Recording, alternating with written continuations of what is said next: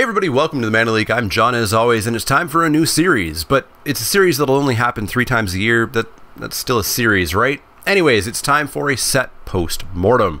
Basically, people frequently ask me why I feel a certain way about a draft format. In this case, why do I dislike Guilds of Ravnica so much? I've explained my comments, I've ranted now and then on stream, but I thought about getting my thoughts together in one place could really be good. And spoiler alert, I'm going to talk about some criticisms of Guilds of Ravnica, but the point of these videos is not to just tear down a set. I do want to talk about everything about my time with the set and give praise where praise is due.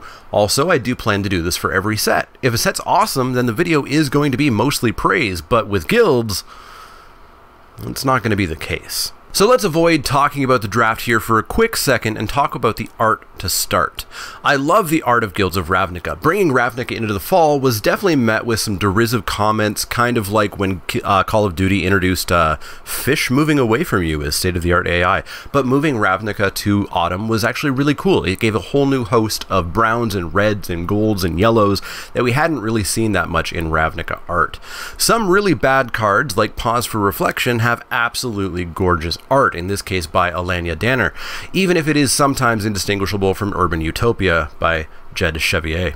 I'm not sure if I'll be able to get around to doing a top 10 art of Guilds of Ravnica video, but Murmuring Mystic by Mark Winters and Notion Rain by Leos Lashido would definitely top out that list. Moving on to the lore of Guilds of Ravnica is something's happening and the Dimir knows about it, and that's about it.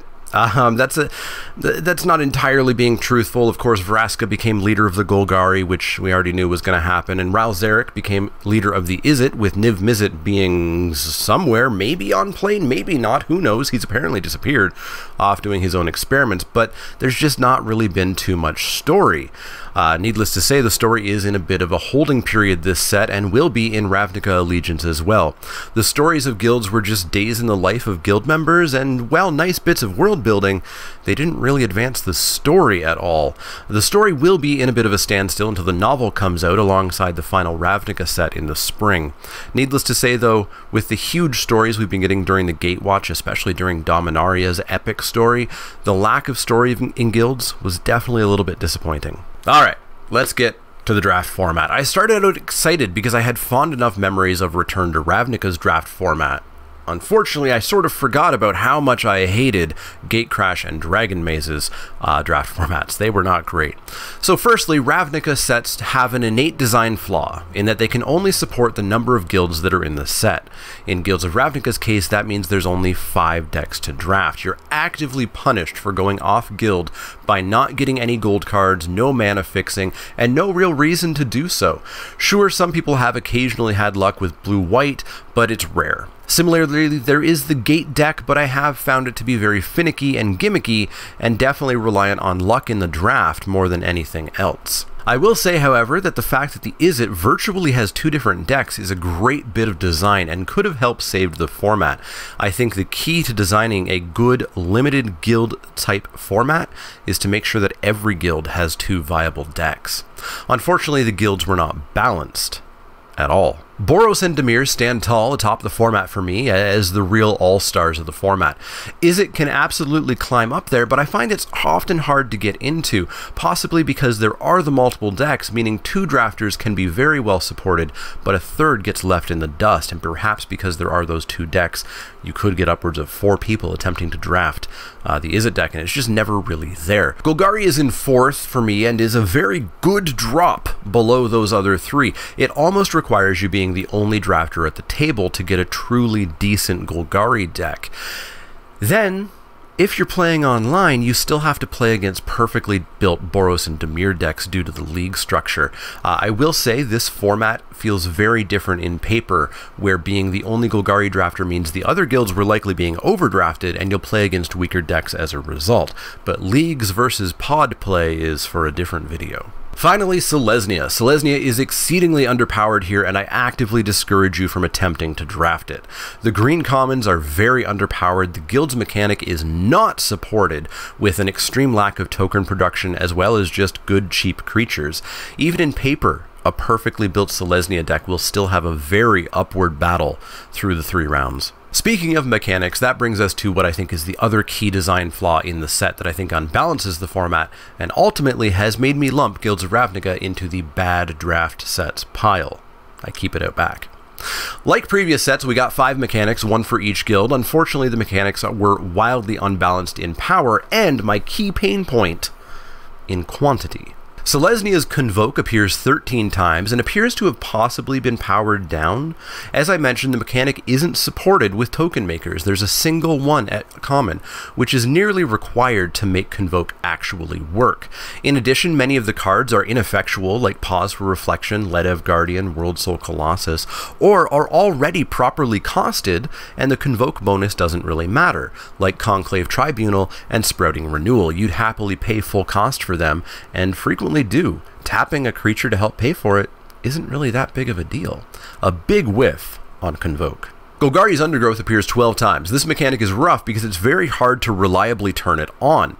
There's not that much self-mill outside of Glowspore Shaman, and something like Necrotic Wound wildly varies from being a completely dead card in your hand. It literally does nothing if there are no creatures in your graveyard, to being a weak combat trick type removal, or potentially just hard, amazing removal. It really varies wildly, and that's not good Magic in my experience. That sort of variance is just not how I like to play.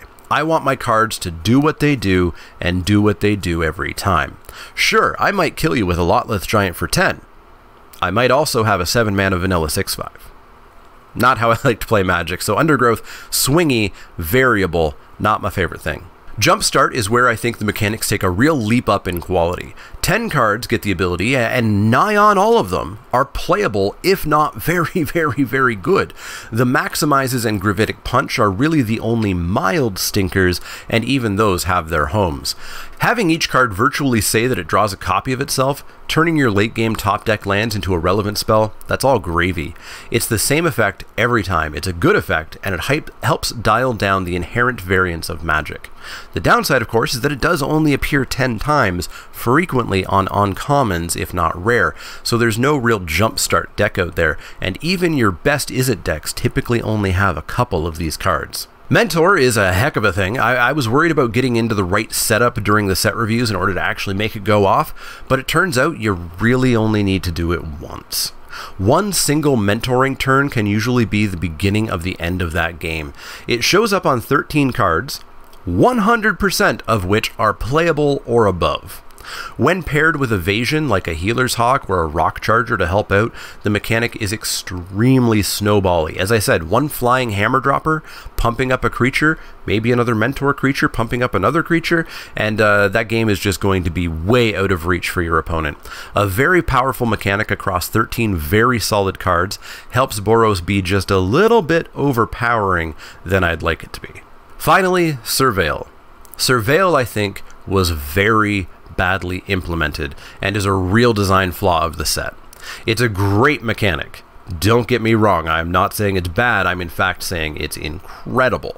It's scry, except in almost all cases it's better by being in the graveyard than the bottom of your deck. Your graveyard is always more accessible than the bottom of your deck. Remember, scry is so powerful that it has returned multiple times, eventually being made into an evergreen mechanic that all colors have access to in every set.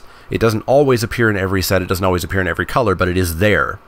And it is so powerful, it is part of our pre-game mulligan procedure. That extremely powerful mechanic was given to exactly 2 colors in this set, in addition to being ramped up by going to the graveyard. That makes Dimir, in my mind, the dominant deck of the format. The reason it's so powerful is that it requires absolutely nothing to be good. Getting a Surveil trigger on turn 1 would be amazing, and you would take that every single time. Every other mechanic is basically pointless on turn 1, because they require things. They require creatures in the graveyard, or on the battlefield, or cards in your hand to discard. Surveil is just great by itself with no setup.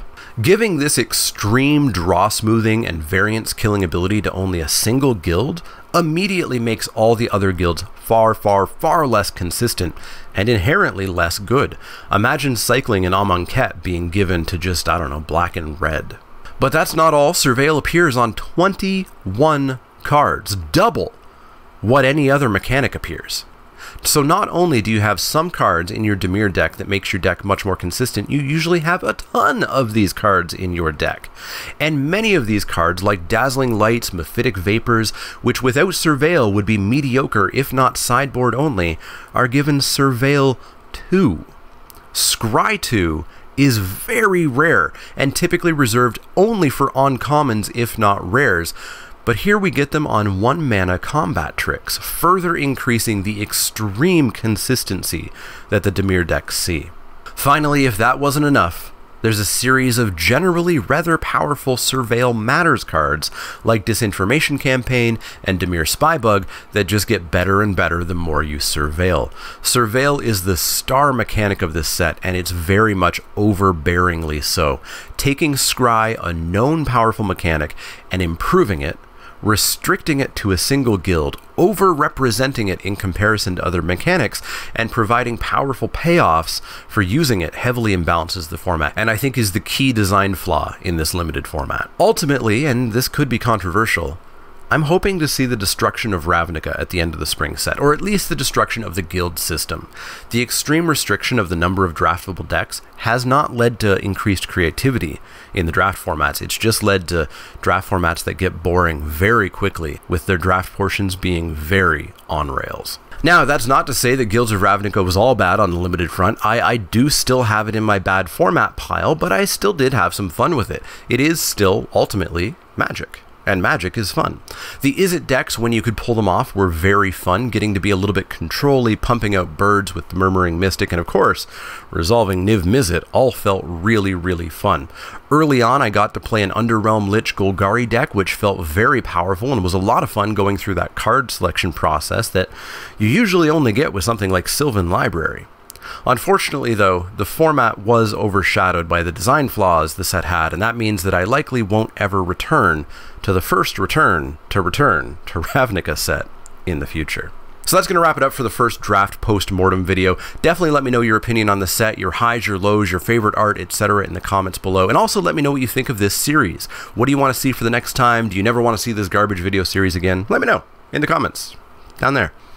You can, of course, always find me on Twitter at TheManaLeek, that's L-E-E-K like the vegetable, not the card. On Twitch at twitch.tv/TheManaLeek, and on Patreon at patreon.com/TheManaLeek. If you like the content, click that thumbs up button, click subscribe if you want to see more. And if you do have questions, comments, or suggestions, let me know. Otherwise, see y'all next time.